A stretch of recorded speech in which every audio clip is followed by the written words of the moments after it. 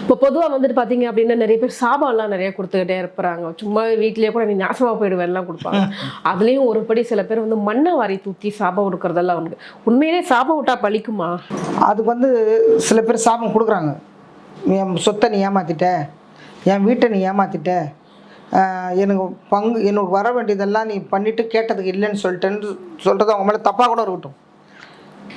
கடவுள்கிட்ட தாங்க ஒப்படைக்கணும். மண்ணை வாரி நீங்கள் சாபம் கொடுக்குறீங்கன்னு வச்சுங்களேன், அது அவங்களுக்கு என்னதான் பழிச்சாலும் அதே மண் ரிட்டர்ன் நம்மளுக்கும் வரும். இது சில பேருக்கு தெரியாது. நமக்கு ஏன் மேடம் வரப்போகுது? அது தப்பு. மண்ணே தொடக்கூடாது. ஓகே.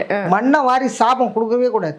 அதுலேயும் இன்னொன்று சொல்கிறேன் கேளுங்க. உங்கள் மேலே பிழையே இல்லாமல் என் மேலே தப்பு இருந்த நான் மண்ணை அள்ளி வச்சேன்னா என்னை விட்டு முதல் என் பிள்ளைங்களை தான் ஃபஸ்ட்டு பார்த்தீங்க, ரெண்டாவது என்கிட்டயே வரும். அது நல்லது இல்லை. மண்ணை தொடுறதுக்கு மிக கெடுதியான வேலை. எத்தனையோ கோயில் இருக்குது, எத்தனையோ ஆலயம் இருக்குது.